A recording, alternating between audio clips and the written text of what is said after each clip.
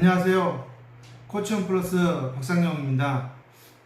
제가 오늘 동영상으로 이렇게 전해드리고 싶은 내용은 아무래도 이제 초등학교 1학년을 준비하고 있는 5세, 6세, 7세 의 장애아동을 키우는 어머님들, 그리고 현재 초등학교 1, 2, 3학년 저학년에 학교를 다니고 있지만 학교에서 실질적으로 수학에 대한 그런 어떤 정확하게 지도를 받지 못하고 있는 그런 아이들을 키우는 어머님들에게 어떻게 하면 이 좀 수개념을 제대로 더 아이에게 확실하게 심어줄 수 있을까, 아이가 정말로 기본적인 연산에서 잘 이해하고 따라갈 수 있을까 하는 부분에 대한 방법들을 좀 알려드리려고 합니다.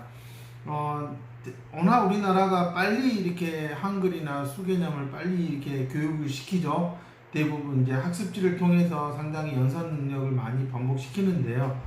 그러다 보니까 아이가 수에는 익숙해지지만 수개념에는 취약하다라는 거예요. 그러면 어떻게 하면 이런 아이가 초등학교 저학년에서 다루는 기본적인 덧셈, 뺄셈, 뭐 곱셈에 어느 정도, 그 다음에 이제 나눗셈까지 가겠지만 사실 덧셈, 뺄셈, 곱셈만 잘해도 나눗셈을 이해하는 데 상당히 큰 도움이 될 텐데, 이게 대부분의 아이들이 이 덧셈에 뺄셈과 관련되어 있는 그런 수학 문장제, 이런 소수령 문제들에서 거의 손을 쓰지 못하고 있는 현실이죠. 이런 점에서도 뭐 학교에 뭐 특수반이 있고 도움반이 있으면 어쨌든 뭐 나름의 어떤 컨텐츠가 있어서 교육을 한다고 하지만 아마 일반 학급에 있는 교사들이 느끼는 그 아이들의 수준은 도저히 따라올 수 없다라고 이제 느끼고, 그렇기 때문에 도움반에 가서 수업을 받아야 된다라고, 도움을 받아야 된다 이렇게 얘기를 하는 거겠죠. 그렇다면 지금 현재 5세, 6세, 7세 장애아동을 키우는 부모님들, 어머님들, 특히 이 경계선 지능 범위에 있는 50대나 60대 이 정도에 있는 부모님들은 사실 이 학교를 입학하기 전에 그 시간이 결국은 아이에게 수개념을 최대한 이해시킬 수 있는 아주 중요한 시기입니다. 근데 대부분 치료센터 가보면 특별하게 해주는 게 없어요. 왜냐, 이 학습 치료를 하든 인지 치료를 하든 간에 어떻게 이 아이가 수개념을 익혀야 될지 제대로 교육을 받은 선생님들이 없어요. 그러다 보니 자신이 성장하면서 경험했던 대로 그냥 아이들에게 덧셈을 가르치고 뺄셈을 가르치려고 하는 거예요. 그러다 보니까 이게 이제 어느 정도 좀 경험이 있는 선생님들은 나름의 뭐 여러 가지 뭐 교구나 도구들을 사용하는 경우도 있을 거고요. 그렇지 않으면 거의 이제 시중에 나와 있는 학습지를 가지고 열심히 연산 문제를 풀게 시키는 거죠. 근데 그것보다 이제 몇 가지 더 중요한 부분이 뭐냐, 이게 좀 단계적으로 접근을 해줘야 된다라는 거예요. 특히 수개념이라고 하는 것은 이게 아직까지도 이렇게 많은 인지치료사나 학습치료사들이 제대로 이해를 못하고 있어요. 그러다 보니 어찌됐든 저학년은 눈에 띄게 보이는 효과가 막 덧셈을 잘하면 막 되는 것 같거든요. 뺄셈을 좀 하면 되는 것 같아요. 근데 학교에서는 전혀 문제를 따라가거나 이해를 못한다는 거죠. 이런 문제가 있었을 때 이제 순차적으로 어떻게 접근을 해야 되느냐라고 했을 때, 저는 이제 첫 번째가 좀 아이의 관심사나 또한 아이가 좋아하는 분야, 그 다음에 아이가 즐겨 다루고 있는 대상을 가지고 좀 구체적으로 덧셈부터 접근을 해야 된다라고 말씀을 드리고 싶어요. 그래서 장난감을, 남자아이들 같은 경우는 뭐 로봇이나 뭐 자동차를 좋아한다면 그런 로봇이나 자동차를 가지고 덧셈을 서서히 시작해 보는 거죠. 덧셈은 어찌됐든 수가 증가하는 의미가 있어요. 물론 또 여기 덧셈도 세부적으로 들어가 보면 또 여러 가지 차원의 덧셈의 개념이 있거든요. 그러니까 이런 부분들을 알고 접근하면 얼마든지 아이가, 남자아이가 갖고 노는 장난감을 가지고 다양하게 덧셈이 무엇을 의미하는지, 왜 그게 필요한지를 이해시킬 수가 있어요. 지금 아이가 이해를 해야 되는 상황인데 자꾸 계산값을 정확하게 말하는 액션을 취하게끔 하게 되면 아이는 전혀 덧셈이 자기 생활에 얼마나 쓸모가 있는지를 모른다는 겁니다. 그렇기 때문에 정말 장난감을 가지고 놀 때에도 아이에게 다양하게 접근해보는 시도가 필요하죠. 여러 가지 장난감을 가지고 또 더해보고 그 다음에 뺄셈으로 접근을 해야 되는데, 이게 덧셈이 다 완벽하게 이해도 안 된 상태에서 갑자기 뺄셈으로 들어가 버리고, 이제 그러다 보니까 이거 연습을 많이 시켜야 되겠네. 그래서 자꾸 다양하게 수를 조합시켜서 만든 문제지로 들어가게 되는 거예요. 이건 엄마와 치료사들이 하는 가장 큰 실수 중에 하나인 거죠. 초등학교 입학 전까지는 아주 구체적인 물건들을 가지고 최대한 많이 아이가 카운팅을 해보고 덧셈을 해보는, 그게 중요하다라는 걸 이제 저는 강조하고 싶고요. 구체적인 물건을 가지고 있다면 서서히 그런 구체적인 그림들을 서서히 그림으로 나타내는 과정으로 진행이 돼야 된다는 거죠. 그렇지 않고 구체적인 거 하다가 갑자기 숫자로 딱 넘어가 버리면, 이 숫자로 넘어간다라는 것은 구체적인 대상에서 갑자기 추상적인 개념으로 넘어가는 거기 때문에 아이들이 갑자기 뭐가 싹 잘라져 버리고 점프해 가는 느낌이 있어요. 그러면 이러한 생각의 단계가 제대로 연결되지가 않는다라는 겁니다. 그렇기 때문에 구체적인 물건을 가지고 아이하고 막 비교해보고, 이게 어떤 물건인지, 이건 같은 물건이면 더 할 수 있는 건지, 이런 것들을 쭉 해보라는 거예요. 그런 다음에 정말로 그렇게 내가 더해보는 그 과정을 정말 그림으로 아이가 표현해보는 과정이죠. 그림을 잘 그리냐 못 그리냐의 문제가 아니라 그것을 아이가 어떻게 여러 가지 그림이나 기호로 표현해내려고 하는지를 봐야 된다는 거. 그 다음으로 이제 가장 한국 아이들이 취약한 게 뭐냐면 문제를 만들어 보는 경험이 없다라는 겁니다. 지금까지 아마 많은 아이들이 문제를 풀어는 보았지 만들어 보지는 않았어요. 특히 어쨌든 지능에 낮거나 생각하는데 어려움이 있는 친구들에게는 항상 문제는 풀어야 할 대상이지 자신이 만들 수 있다라는 생각을 하지 못하거든요. 그렇기 때문에 문제를 만들어 보는 경험은 정말 수학에 어려움을 겪는 아이들에게는 어렸을 때부터 꾸준히 해봐야 된다는 겁니다. 우리가 출제자가 돼보면 더 내용을 잘 이해하는 것처럼 아이도 문제를 잘 만들어 보고 그 문제가 문제로서의 그런 의미가 있는지, 풀 수 있는 것인지를 판가름해 본다면 훨씬 더 수학 문제를 읽고 풀어가는 데 있어서 더 적극성이 나타날 거라고 생각이 들거든요.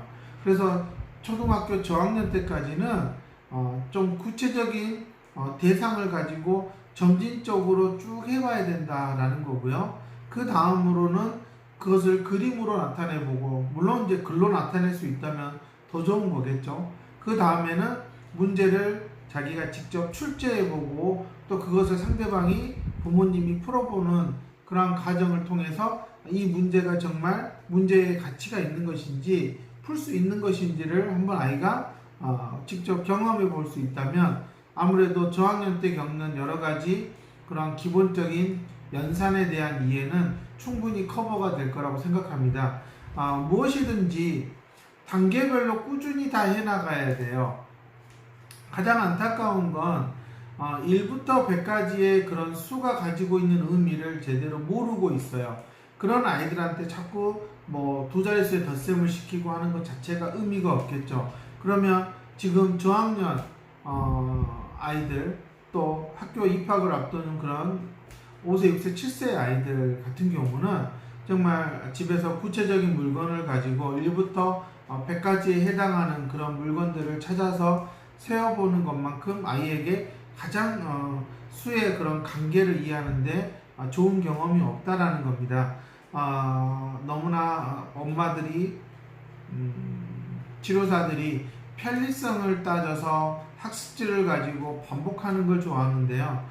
이 반복이 왜 반복해야 되느냐 의미가 있어야 되는데, 그냥 막연히 무한 반복을 시키면 익숙해지겠지 하면은, 학습지를 풀어서 익숙해지는 것은 단순히 숫자에 대해 친숙함과 그 다음에 숫자에 대한 덧셈의 소리로서 익히는 것밖에 없다. 그렇기 때문에 실제로 학습에 어려움을 겪는 친구들에게는 학습지보다는 차라리 구체적인 사물을 이용해서 직접 세어보고 그것들의 개수를 정확하게 더해보고 또한 그것들을 가지고 서서히 뺄셈으로 접근하고 또한 그것들을 가지고 곱셈으로 이어지는 순차적인 과정으로 가야 된다. 그렇지 않으면 결국은 엄마들은 또 다시 빨리 아이가 연산을 좀 따라갈 수 있게끔 해달라고 치료센터에 올 수밖에 없고, 그러면 치료센터는 당연히 학습지를 가지고 또 연산을 풀자고 아이를 붙잡고 시킬 수밖에 없다라는 겁니다. 이런 생활이 계속 반복이 되면 초등학교 과정이 끝나버려요. 그렇게 되면 아이는 영원히 수학이랑 담을 쌓게 되는 거죠. 무엇보다 더 안타까운 거는 실생활에 너무 필요한 덧셈, 뺄셈, 나눗셈, 곱셈을 전혀 사용하지 못하고 남들이 계산해 준 대로 살아야 된다는 겁니다. 이러한 삶이 어떤 삶인지 한번 잘 생각해 보세요. 정말 그게 인간다운 삶인지. 그렇기 때문에 구체적인 사물을 가지고 다 세어봐야 돼요. 이건 정말 부모의 인내심이 필요한 거예요.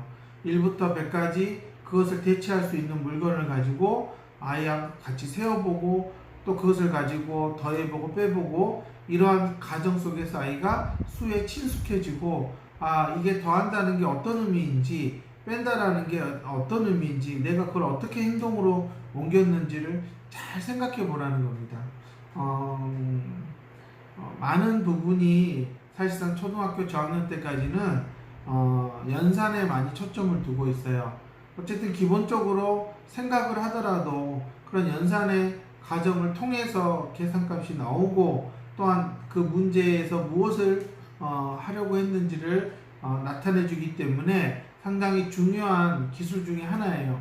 근데 이걸 너무나 기계적으로 배우면 아이들에게는 제대로 사용할 수 있는 도구로서의 역할을 할 수 없다라는 겁니다. 그렇기 때문에 제가 다시 한번 말씀드리지만 정말 구체적인 물건, 나 여자아이들이면 인형이나 여러가지 아이들이 좋아하는 액세서리나 이런 것들이 될 수가 있을 거고요. 남자아이들은 로봇이나 장난감 여러가지 물건들이 있어요. 그런 것들을 통해서 정말 구체적으로 자기의 물건들부터 다시 확인해보고 세어보고 그것들을 가지고 연산을 해보는 그러한 경험을 좀 순차적으로 해 나가야 된다. 그리고 또 하나 제가 강조드리고 싶은 거는 문제를 하나를 해결했다면 그와 비슷한 여러 가지 문제들을 만들어 보는 경험을 꼭 집어넣었으면 좋겠다라는 겁니다. 문제를 갑자기 딱 제시하고 풀려고 하는 게 아니라 하나의 문제를 가지고 여러 예시를 들어서 그것들을 통해서 아이가 나도 이런 문제를 나의 친숙한 물건들을 가지고 만들 수 있다, 이런 자신감을 좀 갖게 한다면 문제를 제대로 읽으려고 하는 그러한 태도를 갖출 수 있을 거라고 저는 생각이 듭니다. 초등학교 3학년 때까지 어찌됐든 연산의 기본 원리를 좀 제대로 이해하고 할 수 있다면 조금 느려도 계산이 틀리는 그러한 빈도가 많지는 않을 거예요. 지금은 빨리 하는 게 중요한 게 아니라 정확하게 이 문제가 덧셈을 해야 되는 것인지 뺄셈을 해도 되는 것인지 이런 것들을 읽고 판단할 수 있어야 된다. 그게 먼저라는 것을 다시 한번 강조드리고 싶습니다. 정말 재밌게 세보는 경험이 필요해요. 너무나 빨리 수를 아이에게 제시하지 말고 수를 가지고 실생활에서 다양하게 적용해보고 하는 경험이 필요하다는 것을 저는 강조하고 싶습니다. 감사합니다.